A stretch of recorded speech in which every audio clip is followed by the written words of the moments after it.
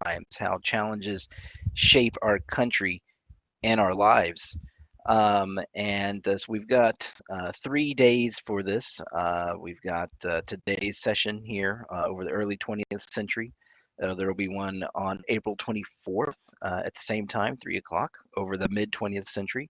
And then finally one on May 1st over the modern era, also at 3 p.m.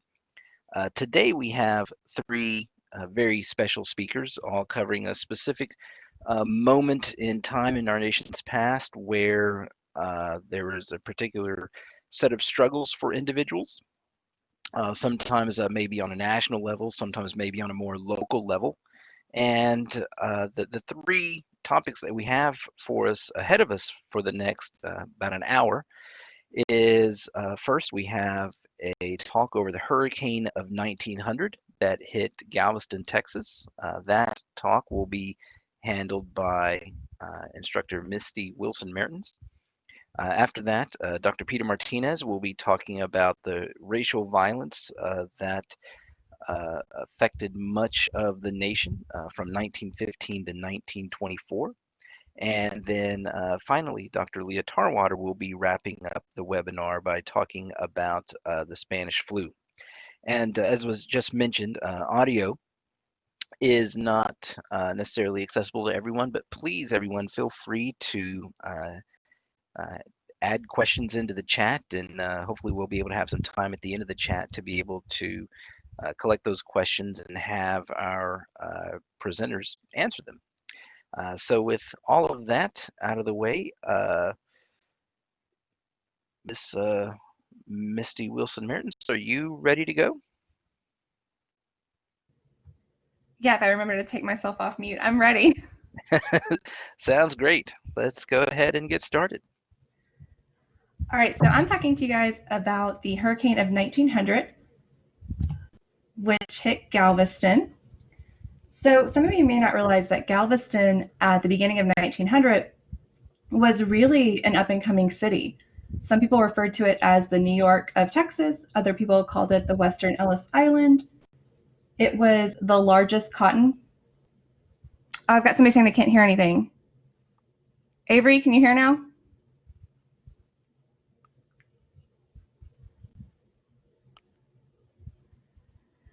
So Galveston was the largest cotton port we had in Texas and actually had 70% of all of the cotton out of the United States passing through Galveston. As far as Texas goes, Galveston was the first city to have a medical college, the first to have electric lights and streetcars, and the first to have a fully functioning public library. So there is a lot of feeling in Galveston that nothing could go wrong here. This is sort of the perfect city. At the exact same time, we're going to see the development of a tropical storm. The Weather Bureau of the United States was established in 1870, and they had issued a storm warning for Pensacola, Florida, all the way to Galveston. But on September 7th, they believed that the storm actually had curved and was heading back out to the Atlantic. What you guys are seeing in this picture is the actual trajectory of the storm, and you can see where it's getting red, it's intensifying. So it didn't turn back into the Atlantic. It intensified as it went through the Gulf and was heading straight towards Galveston. The Weather Bureau, like I said, issued a storm warning on September 7th, but they had really strict rules on what words you could use in these warnings. So, for example, the word hurricane and the word tornado were completely forbidden. No one was allowed to put those words in any of the warnings that they sent out. Isaac Klein is going to be the chief meteorologist in the U.S. Weather Service stationed in Galveston, and he begins observing the storm at about 5 a.m. that day. By mid-morning, he says he begins to realize that the city is in some danger, and then he says he spent the early afternoon running up and down the beach trying to warn people that there's an intense storm coming. His actual role there is debated. His story of what he did comes from his memoirs, but there's some other accounts that say there was no warnings whatsoever. So September 8th, 1900, at about 8 p.m., a Category 4 hit Galveston. We don't have an accurate way to measure, but we estimate that the winds were between 120 to 140 miles per hour. This storm in Galveston is the worst storm we've ever seen in the United States. This is still the most costly natural disaster we've ever faced. At the height of the storm, the surge is 15.5 feet tall, which is about 2 stories, and somewhere between 6,000 and 12,000 people are killed in Galveston. The commonly accepted number there is about 8,000. This storm is going to cost us in the tens of millions of dollars, which today would be the hundreds of millions of dollars if you adjust for inflation. And what you're seeing here in this picture is the result of the storm. You can see that this house has been tilted and just left on its side by the wave that hit. Houses towards the beach are the first to start falling apart. And as these houses are starting to fall apart, they are starting to put debris into the air. So as men and women and children are fleeing their homes and trying to get to higher ground, they're being attacked by this debris that's flying through the city. This is an area of Galveston most often known as a strand, and you can see the water is rising and how high it is.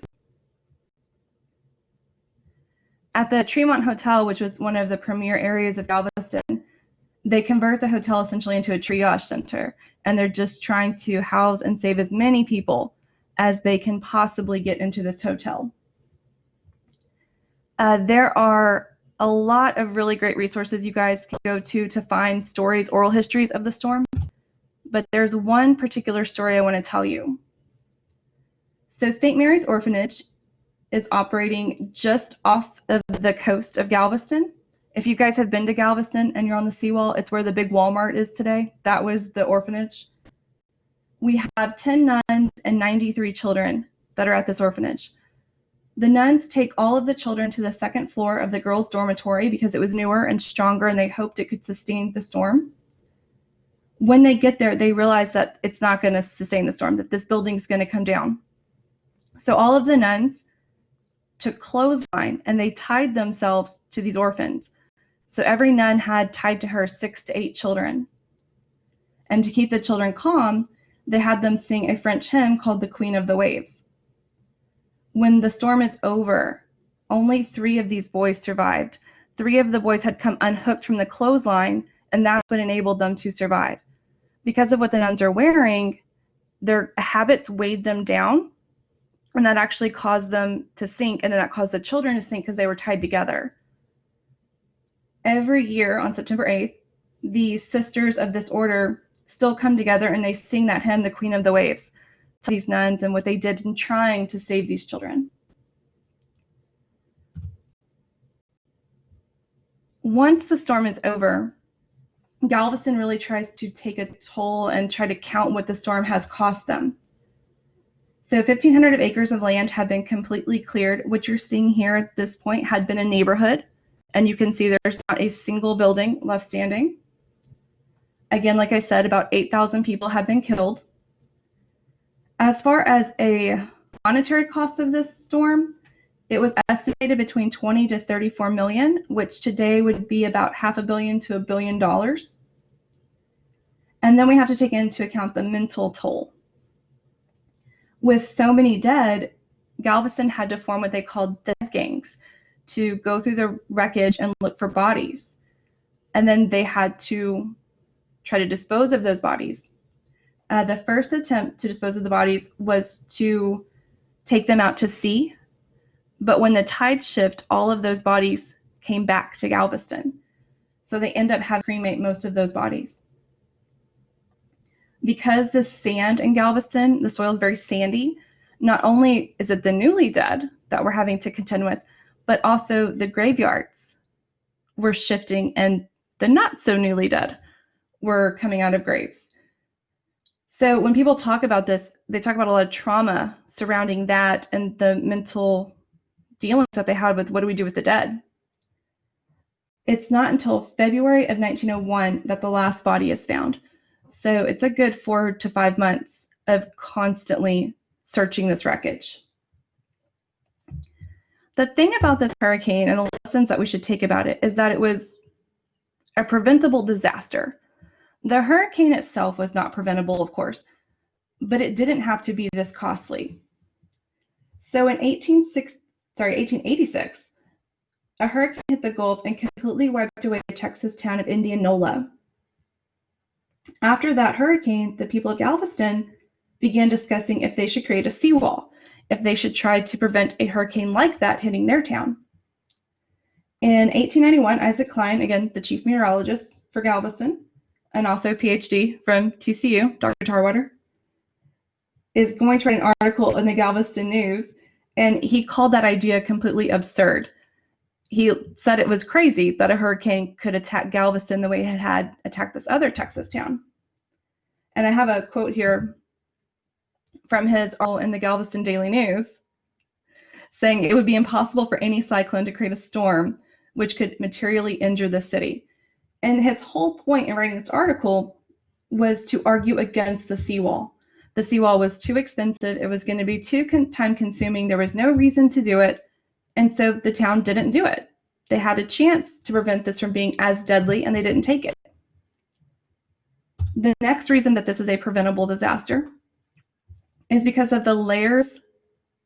Yeah, TCU was back in Waco at that point, but it was still TCU. The Weather Bureau is established in 1870, but it's got these layers and layers and layers of bureaucracy.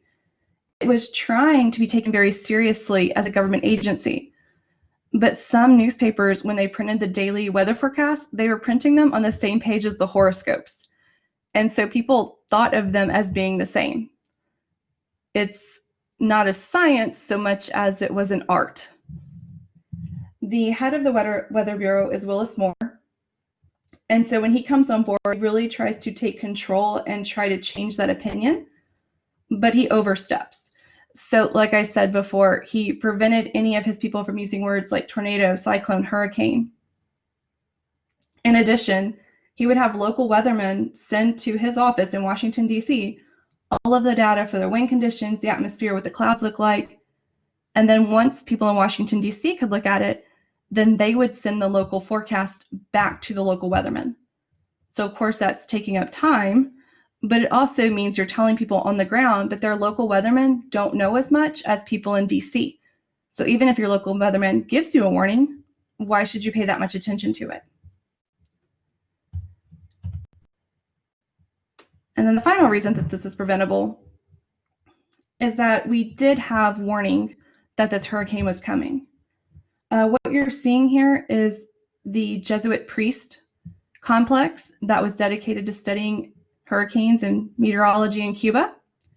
Of course, 1900 is just after the Spanish-American War. So the United States is now administrating the entire government of Cuba. We have Jesuit priests at this complex which warned this hurricane coming, and it was likely to be very intense. They tried to send that warning to New Orleans and to Washington, D.C. But Moore had decided that he wanted to make sure that it was United States weathermen who were making those calls, not Cuban weathermen. And so he cut off all of those cables from being dispatched. The War Department's controlling the telegraph, so anything that had the word weather, tornado, hurricane, or anything similar, the War Department wouldn't share it on the orders of Moore. 6 days after the storm hits Galveston, that order is rescinded. Once we realized that the Cubans could have predicted this before us, well, then we're not going to ban them from preventing those or sending those telegrams anymore. I think another really important thing looking at Galveston is to see the response to this tragedy. This is pretty typical of any time there's a tragedy in the United States. Americans tend to respond very quickly and very generously to any sort of tragedy that happens on our shores. So Claire Barton is there with the Red Cross shortly after the hurricane ends. The Army is going to send soldiers and tents and food. The city of Houston, which was a competitor of Galveston, is going to send bread and water. William Randolph Hearst, for all of his other flaws, is going to send $53,000 to Galveston. The Kansas State Insane Asylum is going to scrape up $12 amongst the inmates, and they send that to Galveston. The state of New York, again, kind of a rival to Texas, is going to send $93,000 to help Galveston get back on its feet and to rebuild. As soon as the city is functioning again, we're going to start talking about that seawall. And so this time, of course, the seawall does get built. In that first picture, you're seeing the beginning of the seawall. The seawall is 17 feet high. So if you go to Galveston today and you stand on the beach, you'll see the seawall behind you. They figured that the seawall was not enough. So the other thing that they did is they literally raised the altitude of the entire island. What you're seeing in that second picture is they put all of the homes, buildings, cathedrals up on stilts, essentially, and then they filled in the land with sand and with gravel. So they literally raised Galveston by about 9 to 10 feet. That was a modern marvel that we could raise an island up that way.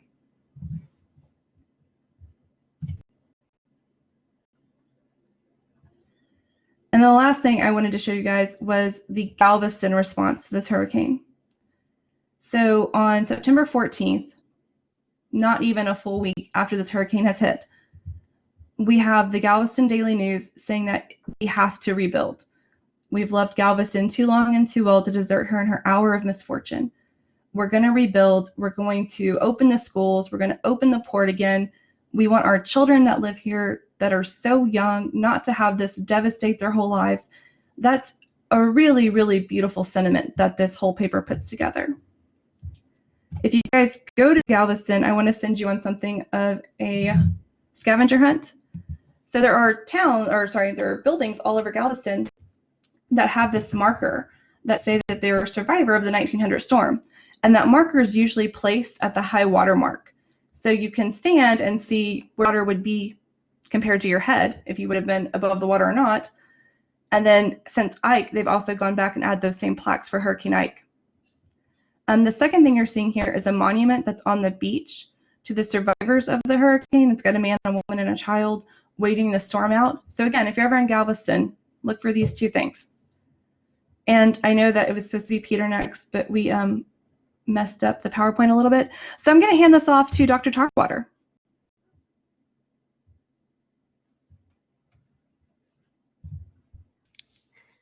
Thank you, Professor Wilson Mertens.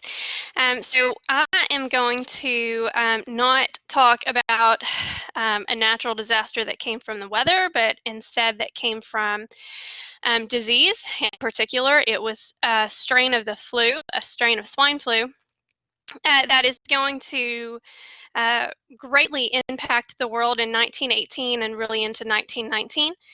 This is the Spanish flu, is what it is really most broadly known as. And it's going to begin in the spring of 1918. Historians aren't completely sure of where it originated, but the first reported cases we have are in Kansas. So it is believed by many to have started there. So if it originated in Kansas and not Spain, why is it called the Spanish flu? Well, the reason for that is we're in the middle of a world war whenever this happens, whenever the flu takes hold. And so all of the nations at war are not going to report about all of the people in the country and in their military who are sick.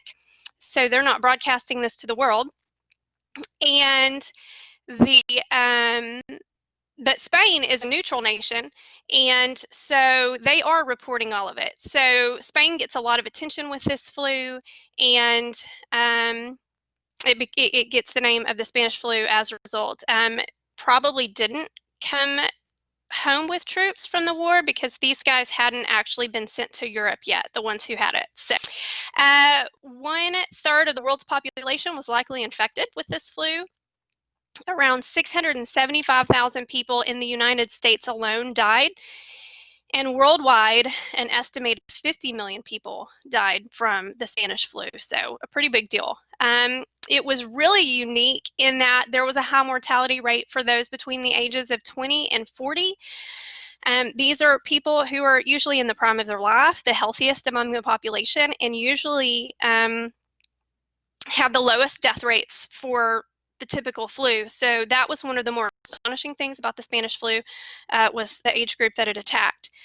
So I mentioned the war. So the biggest thing that's going on in the world in 1918 is World War I.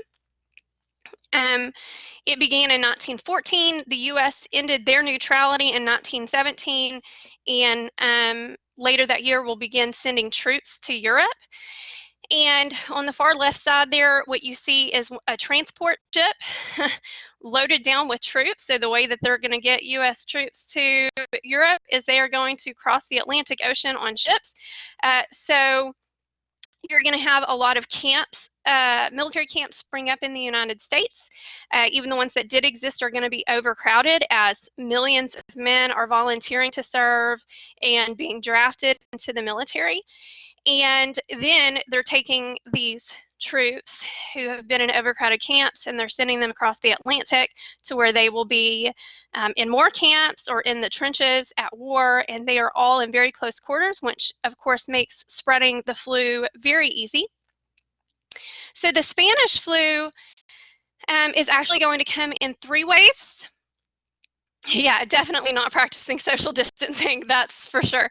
So the very first wave of the Spanish flu is actually going to happen in the spring of 1918. The very first record of this was at Camp Funston in Kansas on March 4th, 1918. I don't remember if I just said that. So the world at this time is, in the United States, is focused on the war, so nobody really notices the first wave, not to mention that influenza isn't a reportable disease at this time nationally. So if there are cases of the flu, they're going to know about it in that area, but nationally they're not. Really, the only record we have of the first wave comes from organizations like the Army and the Navy, because they're keeping records of their sick. So we also have a record from places like prisons. San Quentin prison in California, there we know that 500 out of 1,900 of their inmates became sick and 3 of them died. So that's really the record that we have. But the first wave isn't going to be incredibly deadly. To answer your question, Amy, the second wave is going to have the highest mortality rate. Most of these soldiers were sick, miserable for 2 or 3 days, and then returned to duty. Some of these cases did end in pneumonia. The rise of the flu began to decrease within 2 weeks. One historian called this a hit and run type of disease, because within a few weeks it would usually have made its way through the population. It's going to spread across numerous military camps. We do see, through death certificates and records like that, looking back, that the spring flu killed more people than was expected from a normal flu season. And what really stood out was a higher death rate among people in their 20s. So the U.S. troops are then going to head to Europe, and they're going to take it with them. So while the first wave took place in the United States, typically in March, April, maybe even into May, it is going to take place in Europe, mostly in May and June. And then the second wave, which really is the big deal, is a mutation of what they saw in the spring. The virus mutated in August 1918, and the crazy thing about it is that it appeared in 3 different port cities within a week. And these 3 port cities were spread out across the Atlantic. Historian Alfred Crosby says, whether these explosions were 3 manifestations of a single mutation of the virus, which originated in one of the 3 ports and almost simultaneously traveled to the other 2, or were 3 different simultaneous mutations, will never be known. All we can say is that the first hypothesis is improbable, and the second extremely improbable. Perhaps the truth is something entirely different. So there's still a lot that we don't know about the Spanish flu, so we don't really know why this mutation arrived in these 3 places within the same week. Okay, so you can see the 3 ports that it appeared in August. Sierra Leone, August 24th, in France, August 22nd, and in Boston, August 27th. So all very close to each other. It's kind of hard to explain how that happened, but it had a major impact on all of these areas. In France, this is where most of the majority of the American Expeditionary Forces, when they crossed the Atlantic, this is the port that they went to. So there's a lot of people there, again, overcrowded, a lot of soldiers coming and going. So it's easy to understand how that could be spread. But we're going to focus on the United States. And so we'll focus here on Boston. So it appears in Boston August 27th with just the first 2 or 3 cases. It's really overcrowded in Boston because this is where the troops are coming when they come back, a lot of them. The next day there are 8 new cases, and then by the 3rd day there's 58 new cases. So in Boston, at the port of Boston, I should say, 2,000 contracted it here. The onset of the disease was incredibly sudden because somebody could go from perfectly good health to within an hour or two being completely and totally laid out, like couldn't function, flat on their back.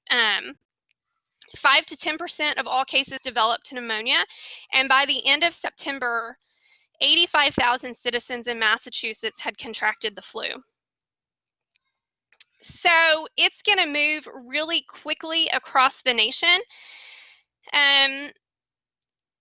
Sorry, I'm trying to get my mouse to move so I could move the PowerPoint. Okay, so by September 23rd, you can see there are 20,000 reported cases in the Army. Again, we're focusing on the Army in the beginning because they're reporting more than civilians, which, you know, they'll catch up with civilian reporting soon. But so September 23rd, we have 20,000 reported cases in the Army. By September 26th, it's not just on the East Coast anymore. It's made it all the way to Louisiana and to San Francisco and to states in between. By September 28th, over 31,000 in the Navy have been diagnosed, and 1,100 of them have died from it. So nationwide, the month of August, there were 2,800 flu and pneumonia-related deaths. Okay, that's most of that month we didn't have the second wave of the flu yet, right? So just the end of the month. But in September, like, we are into the second wave of the Spanish flu, and there were 12,000 deaths nationwide. But 22% of the population didn't actually report their numbers. So 12,000 is the number that we have, but we know that that number was probably quite a bit higher. It was so bad that the Army canceled its October draft. They were scheduled to draft 142,000 men because the war's still going on in Europe, even though this is happening. And they canceled that draft because they don't want to send new men to these camps where they'll then be infected with the Spanish flu.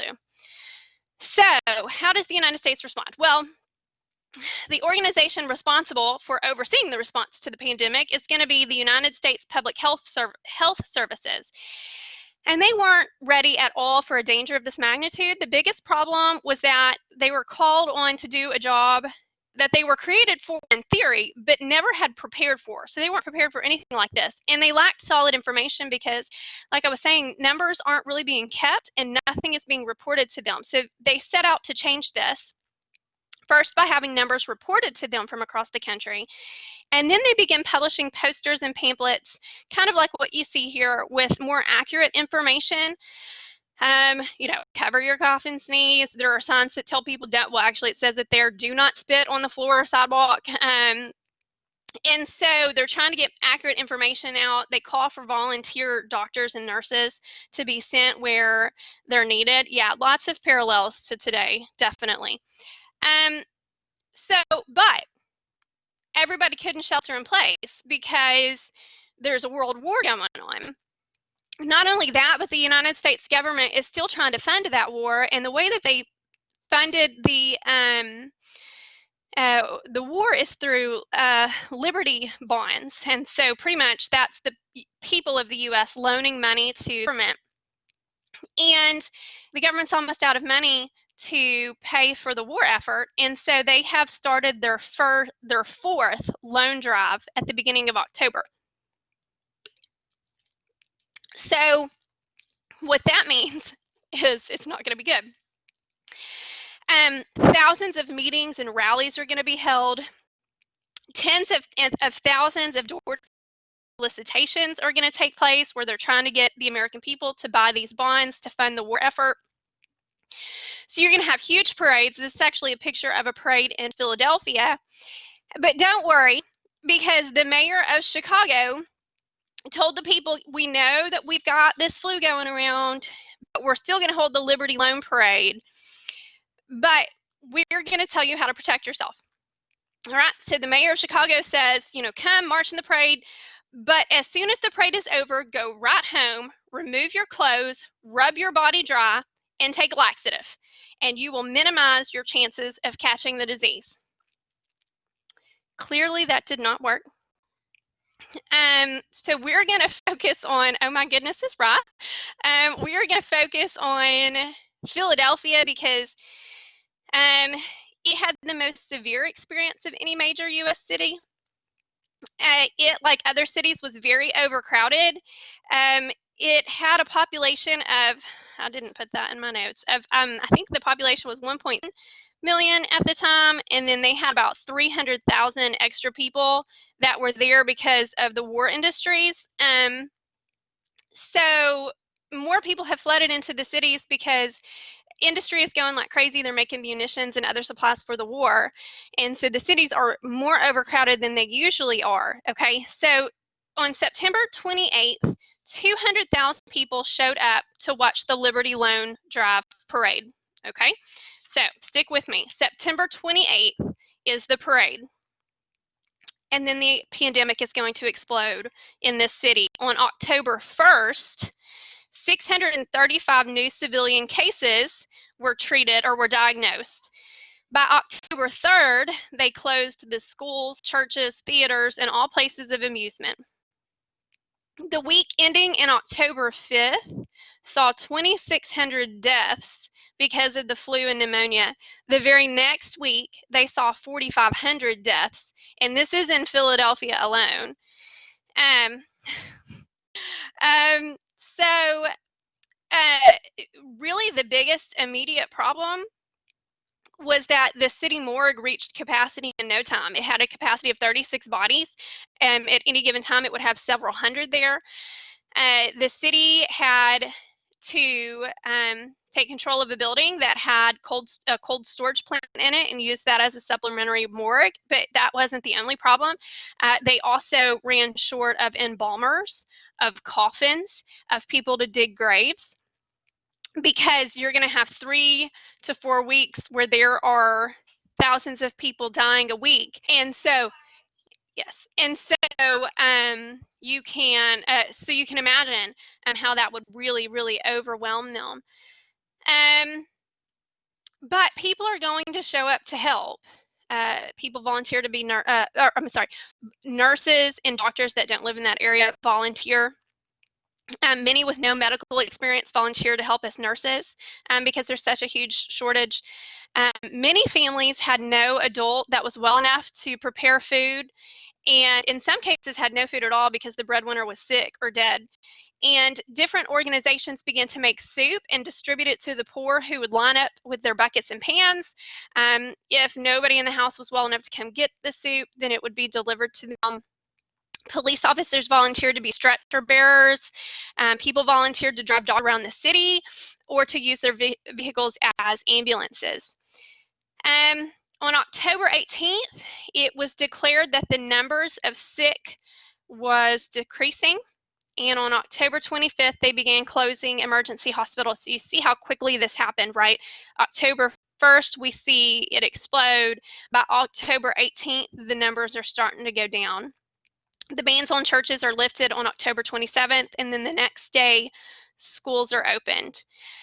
In just 4 weeks, 12,000 people died in Philadelphia.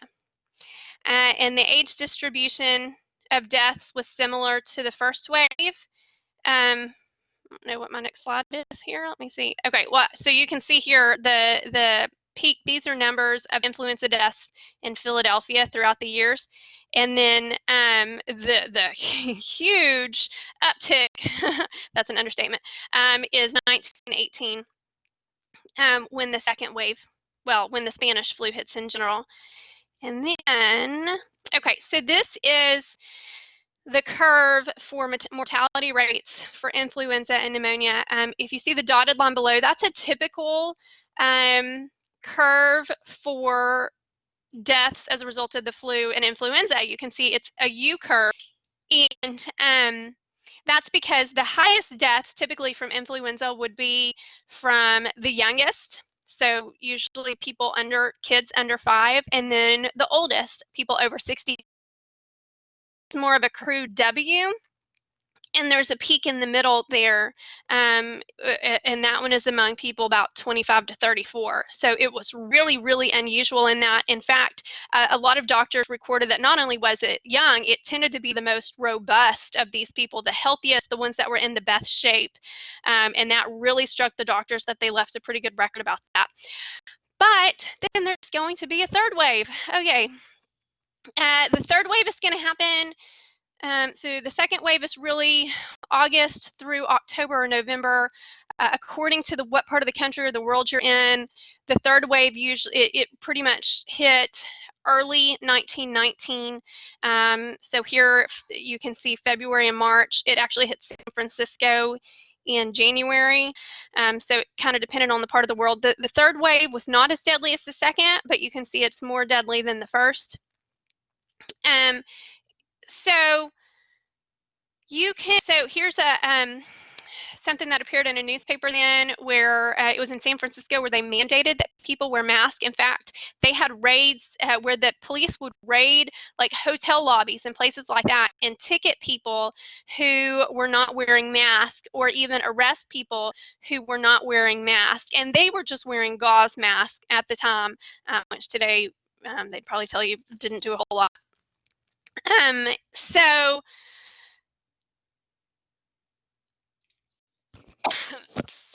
Sorry. What can we learn? What can we learn from this? I think the biggest thing that we can gain from understanding the Spanish flu is that it's always good to have a historical perspective. I keep hearing all of these people throw around the term unprecedented. This is unprecedented. This is unprecedented. It's unprecedented that schools and churches are closing. It's unprecedented that, this and that. Well, in modern times, it's unprecedented, but we've seen this before, right? We've seen pandemics before. We've seen how leaders react before. We've seen measures taken by the medical profession before. Some of the things then worked. Some of the things then didn't work.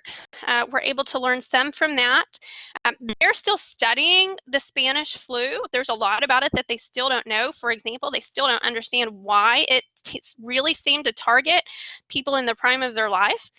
But the great thing about having a historical perspective is that, well, we can look back and we can say,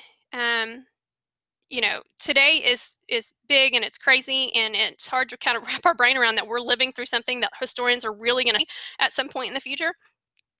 Our country has been through something like that before, and we survived it, and we came out the other side, and life actually did eventually go back to normal. So again, times aren't always as unprecedented as we're led to believe. These things have happened before, and we can learn a lot about people's responses. Now, no, and one of y'all pointed this out, people were not hoarding in toilet paper in 1918. It's probably because it hit so quick that they didn't have to. It's kind of taken its time getting here, and so people overthought it. Much like today, people tend to show their character during events like this. And if you look for it, you get to see the best in people. And we really do see the best in people in 1918 and 1919. They really did pull together and do their best to help however they could. I mentioned, nurses and doctors volunteered. People who had no medical training volunteered. People who were in medical school left medical school and went and volunteered. Teachers who couldn't teach because the schools were shut down volunteered as nurses to help because there was such a shortage of nurses. They volunteered as operators for the phone companies because a lot of the operators were sick, and people needed to be able to call and get to an operator so that they could get help medically if they were sick. Teachers also volunteered at the hospitals to wash laundry and to cook food for their. So the best in people really does come out, and Professor Wilson Mertens pointed this out too. You know, the country really does have a history of rallying together, and so we get to see that when we study the Spanish flu. It ended. I think that's a great thing for us to focus on today. It did end. Things did return to normal, and so if you spend much time studying history, you know that there have been some horrible things in the past. But that eventually a new normalcy does take hold. That's all I got for the Spanish flu. Okay, and I guess I'll take over from here. This is Professor Martinez. Thank you very much. Okay, and I'm covering racial violence between 1915 and 1924. So let's move on to the next slide. Now, as we introduce this idea of racial violence in this period of time, there's going to be a few things that we're looking at. We're going to be looking at mainly African Americans, but we're going to start with Mexican Americans because we see this fear rising up across the United States for various reasons. One, you have this Mexican Revolution going on in this 1910 to around 1920 area that I'll mention again in just a minute. We also have this great migration. About 1 million African Americans are going to move from rural territories to cities. So you see this influx of African Americans moving into cities, coming into contact with white Americans, you know, kind of challenging for space and power within these areas. And then you also have this rise of communism spreading across the world, right? 1917, Russia's government's overthrown by this Bolshevik communist revolution, and there's fears that communism is going to spread across the world and, you know, take over other territories also. So we have these fears all coming up right around this 1915 to 1924 area. I'm going to cover at least through 1921. I'll probably mention something from 1923. When I introduced the 1924 era, the reason I used that was because we have something called the National Origins Act that kind of builds on some of this maybe xenophobia to an extent. So let's go ahead and start with this South Texas Mexican lynching that I have listed here. I have 1915 to 1919 kind of generically because a lot of the lynching actually started before 1915, or some of it did, and there's going to be lynching after 1919 also. Basically, if you go back from like 1880 to like 1930, somewhere around 27 per 100,000 Mexicans in Texas were lynched. That puts it in the same ballpark as African Americans in some southern states. So it's not too far off from what lynching was of African Americans across the South. Now, again, this Mexican Revolution did start in 1910. I have that question mark after 1920 because depending on the historian, we're going to find different years for when the revolution ended. Some might say 1917 because there's a constitution, but the gentleman who led that constitution to being signed was assassinated by 1920, and then we're going to have another rebellion later on in the 1920s. So we're going to kind of generically say 1910 to 1920. Now, as this happens, we're going to see this influx of Mexican immigrants coming into Texas, across the Southwest also, but mainly into Texas. A lot of them are going to wind up going like San Diego. But as these Mexicans come into Texas, of course, they're going to come across racial violence. There's been this racial violence, as I just mentioned, between whites and Mexicans with the Texas Rangers, that kind of that police unit, instigating a lot of that violence, a lot of the lynching. So in January of 1915, a little town called San Diego, Texas. San Diego is this little red dot way down here. It's a very small town. So in San Diego, Texas, January 6, 1915, we have this plan, something called the Plan de San Diego, or Plan of San Diego, and this called for a revolution across the Southwest. So this document's drafted that basically says that Mexicans, African Americans, Asians, Native Americans can play a role too. We're all going to start this revolution from Texas through New Mexico, Arizona, and California, and take power back and basically create an independent country, and at some point maybe join Mexico. Now this is, and for all white men of fighting age over the age of 16, all of them will be killed. That's part of the revolution. That's going to be in this document. Kill all white men over the age of 16 that were able-bodied. So this plan comes out. Now, it's not going to be a very widespread plan, but the plan gets out. It's circulated across South Texas, and we see a rise of these Texas Rangers policing the borderlands between in South Texas and Mexico. So what winds up happening between 1915 and 1916 is we're going to say conservatively around 300 Mexicans killed or lynched in South Texas. So if we look at this slide here, this is a famous image of 3 Texas Rangers sitting on horses with 4 dead Mexican bodies. Of course, you can see the ropes tied to these bodies as well. Of course, they're proudly posing for this picture, right? So that's going to really build up in 1915, 1916. And again, I'm saying this conservatively. 300 is a conservative number. If we push this out from 1915 to, let's say, 1925 to 28 timeframe, that number goes up to probably 1,000, and some estimates say up to 5,000 Mexicans killed. So we're going to see hundreds, if not thousands, of Mexicans killed over the next decade, really starting that 1915 timeframe, although there was some before 1915.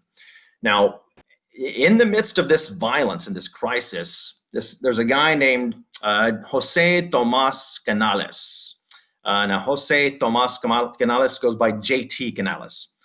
J.T. was a wealthy Mexican in South Texas, grew a lot of cotton. He had thousands of acres of land. And he was in the Texas legislature. In fact, he was the only Mexican or Hispanic in the Texas legislature in this time frame.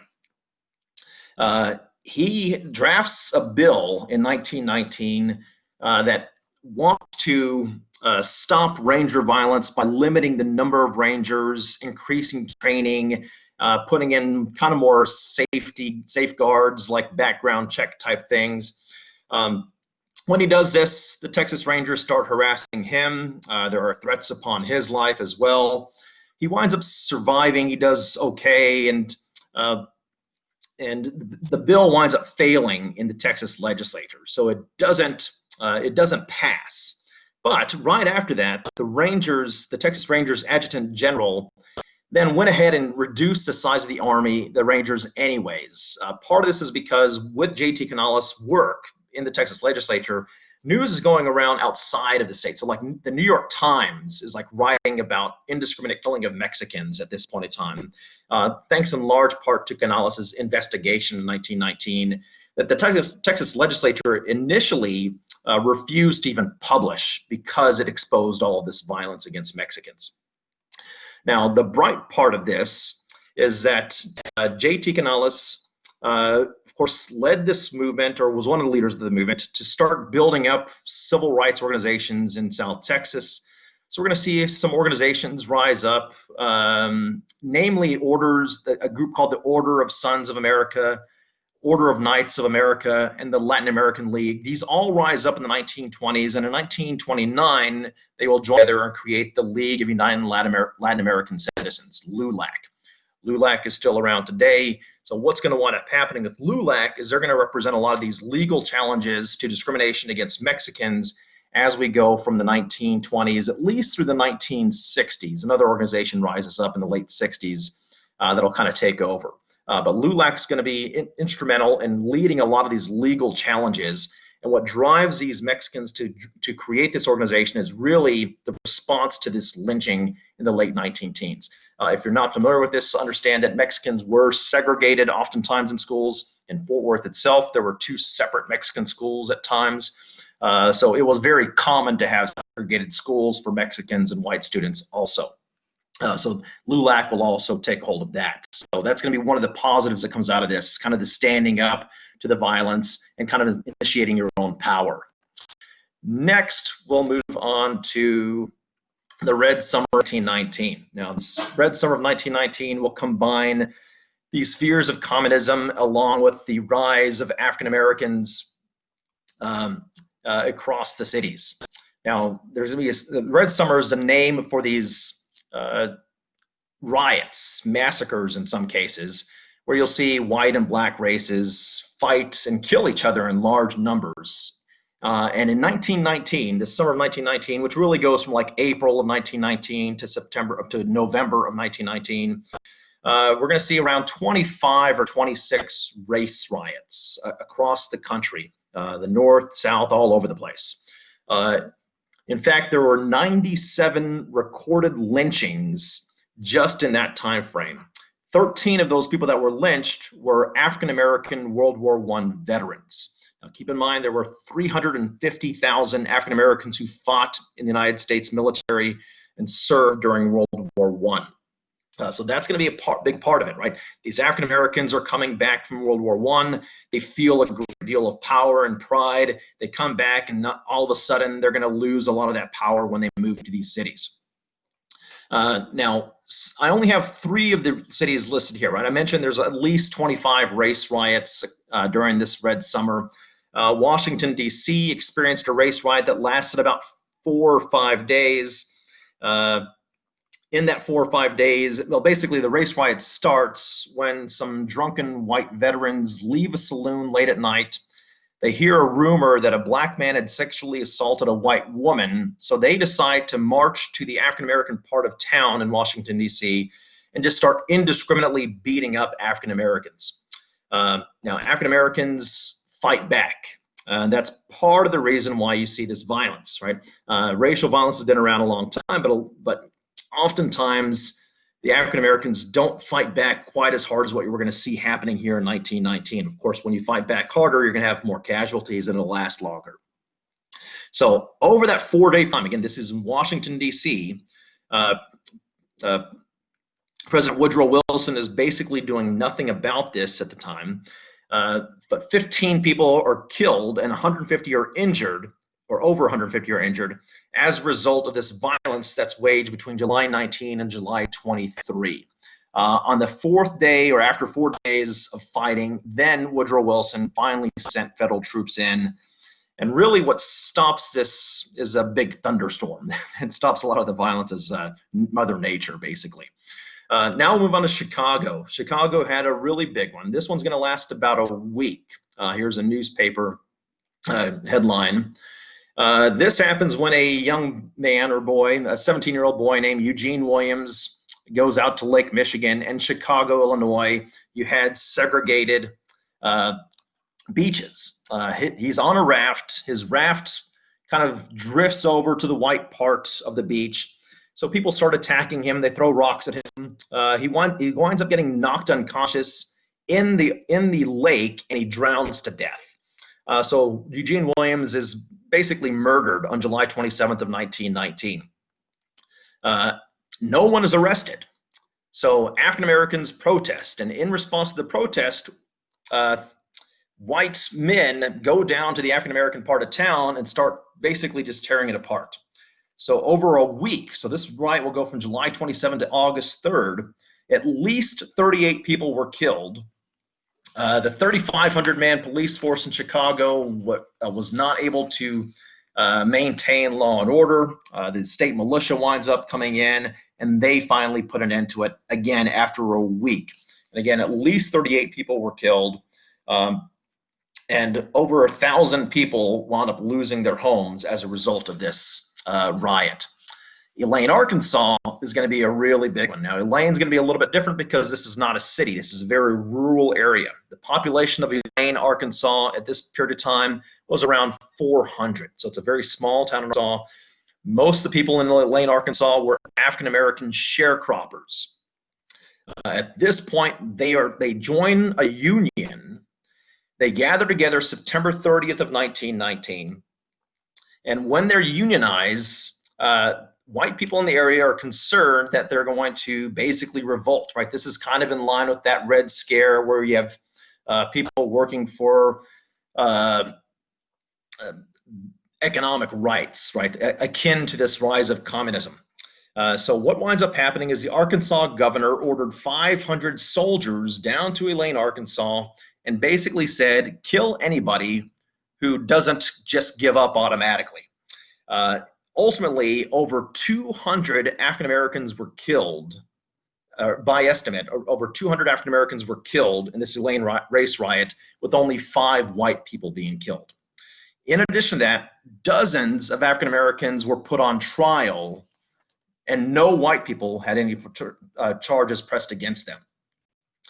12 of the African Americans that were put on trial were given the death penalty for the alleged insurrection. Now, this is where we see kind of a bright spot. The NAACP steps in, and they represent these 12 men who are accused of crime, who were given the death penalty.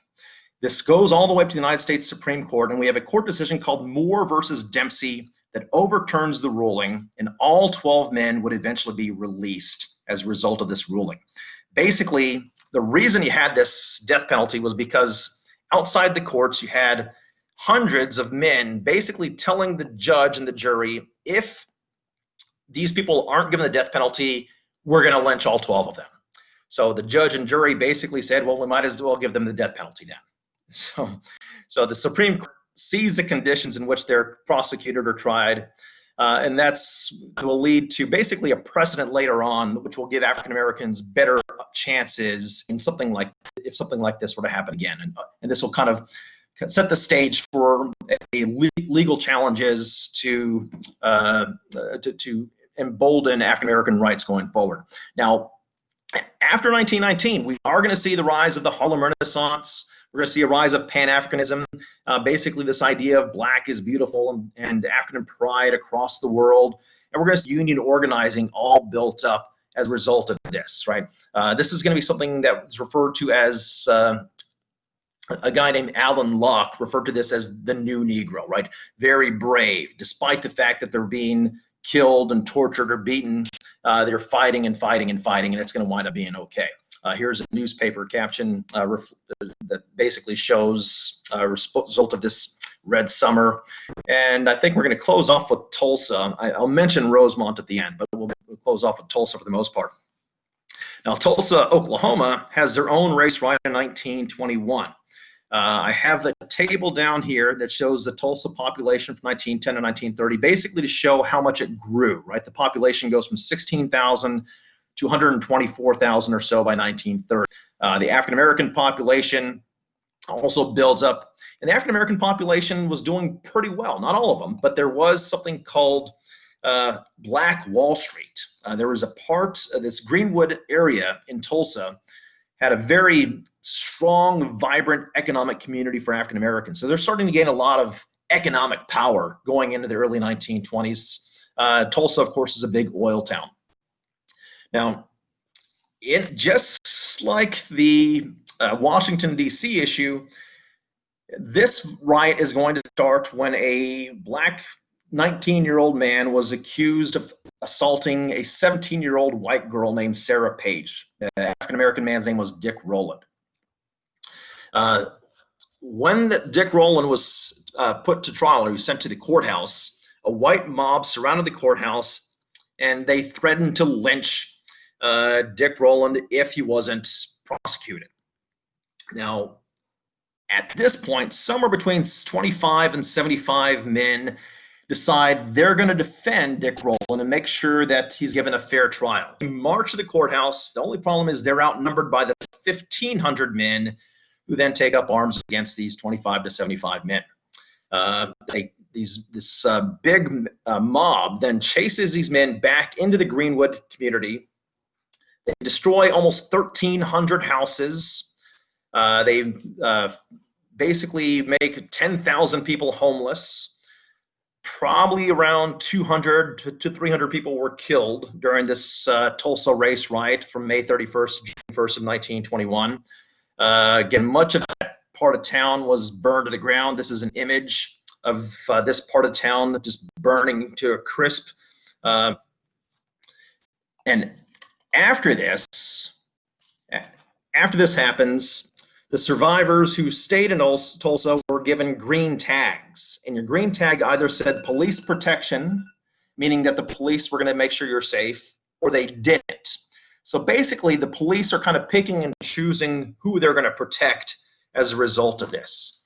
Now, again, 10,000 people are now homeless. A couple of hundred people are dead at least. The Tulsa County set aside $60,000 to help relief efforts. The city of Tulsa put $40,000. So that's $100,000 that was set aside for relief efforts for this community. The problem is there's about $2 million worth of damages, which comes out to about $20 million in today's terms. So that 100,000 was barely put a dent in the $2 million in damages, and none of that money was used to actually rebuild. It was mainly spent on kind of relief, setting up tents and making sure they had food. Now, the result of this is you're going to see black churches, NAACP, and other black townships around the area help rebuild. In fact, the city didn't help rebuild in part because they wanted to use the area for commercial property. So they basically said, well, since all these homes are burned down, let's build up businesses and help the white community in Tulsa instead. The African Americans filed an injunction to keep this area residential, and they won that case. So they wind up basically saving the community to some extent going forward. But of course, it's never going to be the same. My success story from this would be one of the survivors named Olivia Hooker. Olivia Hooker is this woman. She just passed away about a year and a half ago. Olivia Hooker survived this. She was only 6 years old when this happened. She was 103 years old when she died. After the riot, she moved to Topeka, Kansas. In 1945, Olivia Hooker became the first woman to join the United States Coast Guard. 2 years later, she earned a master's degree from Columbia University. And in 1961, she earned a PhD in psychology from the University of Rochester. She went on to become a professor of clinical psychology at Fordham University, where she worked from 1963 to 1985. So she really comes from basically ashes to become this kind of leader, educational leader later on in life. So that's going to be one of our success stories. I'll just quickly mention Rosemont. Since I said 1924, we're getting a little bit closer. 1923, Rosemont was a small town of about 200 people that was basically destroyed. All 2 buildings were burned to the ground. So there's an image of Rosemont after this. Now, the one success story I'll have from this is that 9 survivors were still alive in the early 1990s. And in 1992, the Florida legislature awarded those 9 survivors $150,000 apiece in reparations. That Tulsa issue also had reparations, but they did not get that. I think that's all we have for my part. Are we pushing this back to Dr. Cervantes from this point? Yes, thank you, Dr. Martinez, and thank you to our presenters. Again, Dr. Martinez, thank you for your presentation, Dr. Tarwater and Professor Wilson Mertens. A lot of great examples of some hardships that our nation has experienced collectively, as well as some great examples of how in these times of hardship, Americans found a way to band together, whether it was against outside natural forces, against forces of racial prejudice. So great examples of how even from events from over a century ago, we can still find a lot to learn and apply to our modern times. Again, a reminder to everybody that we do have more of these Hard Times webinars coming up. A reminder that our next one is on April 24th at 3 p.m. And then there's one on May 1st at 3 p.m. And also, before everybody leaves, would like to point you all to the chat where I am about to share a link with you all. And at this link, you will find a form. And if you take yourself to that form, you will be able to fill out a form in which you can document your response to this session and submit that. So I would encourage you all to please go to that form and complete that to the best of your ability. And that way you can get credit for your attendance here. So again, thank everybody for attending. Thank all of our presenters. Maddie, yes, there is your ID number is on WebAdvisor. If you go to WebAdvisor, you can get your colleague ID there. It just what is my colleague ID number? So that's how you can find that there. Any other questions, comments that people might have before we adjourn for the afternoon? I'm glad everybody got an opportunity to attend. And again, thank you all for Maddie. Professor Wilson is getting you some information on that. Anything else, everyone? Yes, it was amazing. We had some great presentations there. I wish we could have had even more time to listen and learn. All right, thank you, y'all, and y'all have a wonderful afternoon and weekend. Stay safe.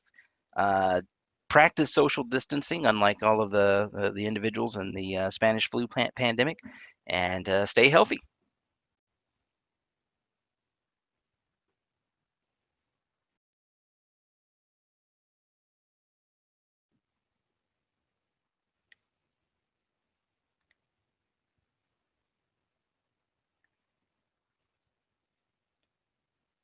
Yes, Allison, your instructors should be sending links to the next seminars whenever they go. Yes, Professor Wilson just said, yes, we're using the same links, and so this will be a reoccurring event.